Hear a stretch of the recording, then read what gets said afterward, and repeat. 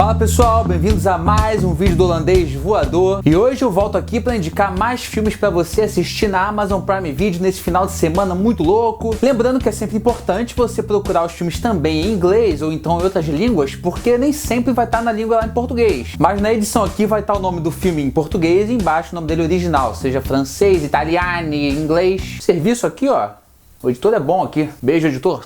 Lindo. Então já vai deixando aquele like aqui embaixo, se inscreve no canal e venha comigo. E a gente já começa essa lista aqui com um filme muito louco com Johnny Depp, que é ele, O Diário de um Jornalista Bêbado. O filme acompanha o jornalista Paul Kemp, que anda bem cansado do ritmo de Nova York e acaba se mudando para Porto Rico, se apaixonando pela ilha paradisíaca. E agora recrutado para escrever a favor de um empresário corrupto do local, o Paul tem que decidir se vai compactuar com o esquema do malandrinho ou se vai expor a verdade. E além disso ele começa a beber muita cachaça e acaba se apaixonando pela noiva desse cara aí, que é o Aaron Eckhart. O cara, não a noiva é Amber Heard. Inclusive foi nesse filme que ela e Johnny Depp se conheceram, né? Esse casal aí, saudável, exemplo de casal. Esse filme aqui ele é baseado num livro escrito pelo Hunter Thompson, que curiosamente escreveu Medo e Delírio em Las Vegas, que também tem Johnny Depp, lá em 98. Aliás, o personagem do Johnny Depp naquele filme é bem parecido com o próprio Hunter Thompson, pelo menos fisicamente, né? Isso porque esses dois livros, o Medo e Delírio em Las Vegas e o Diário do Jornalista Bêbado, são considerados livros biográficos, autobiográficos na verdade, sobre o Hunter Thompson. Então por isso que tem essa semelhança aí. E mais uma vez o Johnny Depp cria um personagem excêntrico. Por mais que seja quase uma sequência bem indireta de Medo e Delírio, pelo menos do ponto de vista de primeira pessoa, né? Porque como eu disse, os dois personagens são baseados no próprio autor do livro. Claro, em momentos distintos, momentos diferentes da vida desse autor. Então não é uma sequência de um filme pro outro, sabe? É só basicamente o mesmo personagem. Apesar de que o Johnny Depp em Medo e Delírio Las Vegas está muito mais louco do que nesse filme aqui. É um filme bem divertido, um dos melhores da carreira do Johnny Depp e ainda conta com Richard Jenkins. Eu adoro o Richard Jenkins, sério, adoro. Então não deixa de conferir O Diário de um Jornalista Bêbado. A próxima dica da lista é um filme bem recente chamado O Relatório, ou conhecido também como The Report, que é um filme original da Amazon Prime Video e mirou o Oscar 2020, mas não foi. Nele a gente acompanha o idealista Daniel Jones, que lá em 2007 foi designado pela senadora para uma investigação interna de várias denúncias sobre a destruição de fitas de interrogatório por parte da CIA, que foram divulgadas através de uma reportagem publicada pelo New York Times. Mas com muita dificuldade de conseguir toda a documentação necessária, o Daniel Jones se dedica ao relatório por quase 10 anos, e isso sem nem saber se as descobertas dele serão expostas ao público. Essa investigação realmente aconteceu lá por causa do 11 de setembro, atentado terrorista às Torres Gêmeas. Isso porque a CIA, depois desse acontecimento, passou a usar os métodos de tortura para obter informações de pessoas que eram consideradas ameaças ao país. E a CIA usou como justificativa o medo de acontecer novos atentados, por isso que estava fazendo essas coisas da tortura. Inclusive tem um filme muito bom também chamado A Hora Mais Escura, que não tem na Prime Video, que é sobre a captura do Bin Laden, que mostra muito bem essas coisas que a CIA fazia. Isso é conhecido até hoje como Programa de Detenção e Interrogatório da CIA. E essa busca implacável do Jones pela verdade vai levar a descobertas explosivas, que mostra até que ponto a CIA foi capaz de chegar para destruir essas evidências, além de dar uma subvertida na lei e ocultar essas informações, esses segredos brutais da população americana. E como eu falei, é um filme que mirou o Oscar 2020, mas eu tenho quase certeza que ele não foi indicado por causa dessa temática, que é uma temática completamente antipatriota. E geralmente os filmes que têm essa temática de guerra, de drama de guerra, não que o The Report seja um drama de guerra, né? Mas é uma temática. Uma temática, que eu quis dizer, não uma matemática. Geralmente são filmes patriotas. Como eu falei, A Hora Mais Escura foi indicado ao Oscar. Inclusive até filmes de denúncia que são americanos também são indicados, né? Por exemplo, Spotlight venceu o Oscar, mas claro, era uma denúncia a questões religiosas, aos padres, não uma denúncia própria aos Estados Unidos, né? Não exatamente ao país, né? Mas à agência de inteligência. Tanto que eles são meio vagos na divulgação, falando que é apenas inspirado em eventos reais. Mas fica claro que isso foi só para amenizar, né? Porque o filme realmente parece ter sido uma história real. E foi uma história real. Daniel Jones, inclusive, tá vivo até hoje. Geralmente, quando é inspirado em eventos reais, eles mudam os nomes, essas coisas assim. Mas não, Daniel Jones tá lá interpretado pelo Adam Driver, que inclusive poderia ter sido indicado ao Oscar pela atuação, né? Mas ele foi indicado por História de Casamento, que realmente tem uma carga dramática maior, tem um nível de atuação, um espaço para atuação maior também. E a indicação foi justa, mas ele fez um lobby também para esse filme. Inclusive, esse foi o primeiro filme do Scott Burns como diretor, né? Porque ele produziu Contágio e A Lavanderia, que também fez com o Steven Soderbergh. Inclusive, Soderbergh tá produzindo esse filme aqui também, o The Report. Então eles trocaram aí. Não deixa de conferir então, um filme baseado em fatos, sempre uma coisa interessante de assistir. Confere lá então O Relatório ou The Report. O próximo filme da lista é obrigatório só por ser protagonizado pela nossa querida Cate Blanchett, que é ele, Blue Jasmine. O filme acompanha uma socialite milionária de Nova York que perde todo o seu dinheiro e é obrigada a morar com a irmã em São Francisco, em uma casa bem mais modesta do que ela está acostumada. E agora, nessa nova jornada, Jasmine conhece um cara refinado que pode ajudar a resolver os problemas financeiros. Mas antes ela precisa aceitar sua nova condição de vida. Filme dirigido pelo Woody Allen, eu sei que tem muita gente aí que não gosta muito dele, que não tem muita paciência pros filmes mais característicos dele, mas esse filme aqui é da Cate Blanchett. Inclusive ela venceu o Oscar de melhor atriz principal nesse ano, foi o segundo Oscar da carreira dela, ela já tinha vencido a atriz coadjuvante por Aviador, e é a melhor atuação da carreira dela, né? Eu acho que antes desse filme era Notas sobre um Escândalo, que era a minha atuação favorita, mas Blue Jasmine ela se supera. Geralmente o Woody Allen aparece mais que os atores nos filmes dele, né? Seja pelas pontas que ele fazia antigamente ou pela própria assinatura como diretor. Mas esse filme, como eu falei, é todinho da Cate Blanchett. Inclusive eu considero o Woody Allen melhor roteirista do que diretor, hein?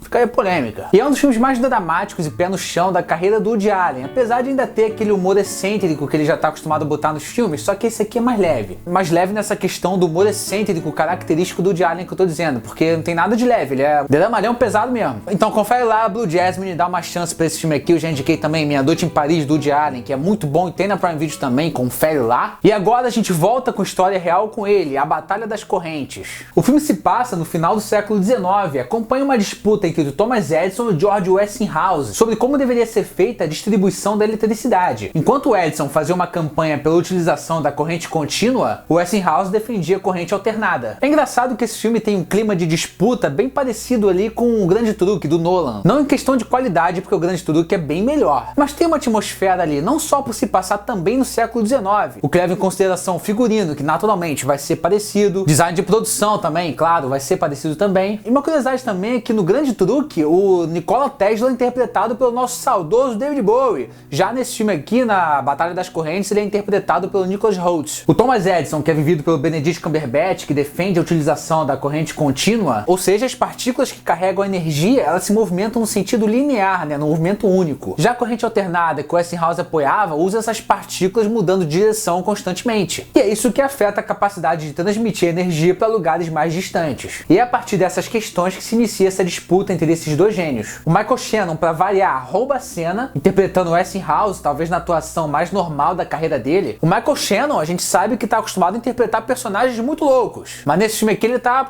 zen. Não é um grande filme, né, mas qualquer filme de história real é bem-vindo. Esse filme, inclusive, parece se preocupar mais com uma qualidade bem didática. Poderia arriscar mais, mas prefere ficar dentro da casinha, o que não torna ele ruim, ele só não é muito arriscado, ele é bem quadradinho, sabe? Mas confere lá, porque tem Benedict Cumberbatch, Michael Shannon, Tom Holland também. É um filme interessante. A próxima dica da lista é mais ou menos uma comédia, ela é um pouco diferente também, que é o filme Tá Rindo do Quê? No filme a gente conhece George Simons, um comediante popular que descobre que tem uma doença sanguínea incurável e por causa dela ele tem só mais um ano de vida. Paralelamente a gente conhece o personagem do Seth Rogen, que também é um comediante, mas tem dificuldade em dissociar seus personagens dele próprio. E numa noite lá os dois se conhecem e o George contrata o personagem do Seth Rogen como assistente pessoal. Só que eles acabam desenvolvendo uma amizade no meio disso tudo. Como eu falei, ela é uma comédia, só que ela é mais puxada pra comédia dramática. Não tem drama muito pesado não, mas por outro lado a comédia também não é muito forte, então tem esse equilíbrio interessante entre esses dois gêneros. Inclusive sendo um pouquinho mais dramática do que comédia. É protagonizado pelo Adam Sandler em uma atuação mais pessoal dele. É uma atuação fora do que a gente está acostumado a assistir o Adam Sandler fazendo. Mas é uma interpretação tão pessoal que às vezes parece que o filme usa metalinguagem de propósito. Por exemplo, o personagem do Seth Rogen é um comediante iniciante que admira muito o personagem do George Simons, né, como se ele fosse fã dele. E o George Simons tá mais velho, tá perdendo espaço, né, a questão da comédia também, tá começando a ficar sem graça, né. É como se o Adam Sandler, que é um cara já veterano no cinema, tivesse passando o bastão da comédia pro Seth Rogen. É uma questão de geração, né, porque lá em 2008, 2009, que foi quando o filme foi lançado, o Seth Rogen tava chegando ao auge da carreira dele. Só que é verdade que o Adam Sandler nunca perde espaço, o cara faz muito dinheiro aí. E outro elemento também que faz o filme parecer que usa metalinguagem é que tem personagens lá de verdade, tipo figuras sendo interpretadas por elas mesmas. Por exemplo, o Eminem tá lá no filme, o Ray Romano também tá no filme, tem outros atores aí também conhecidos que aparecem, interpretando eles mesmos, entendeu? É um filme dirigido pelo Judd Apatow, que sempre usa a turminha dele, né, Seth Rogen, a Leslie Mann, que é a esposa dele, inclusive, do Apatow. É um filme que é meio longo, ele tem mais ou menos 2 horas, poderia ser menor, até pela temática dele, chega uma hora que você fica, vai, cadê?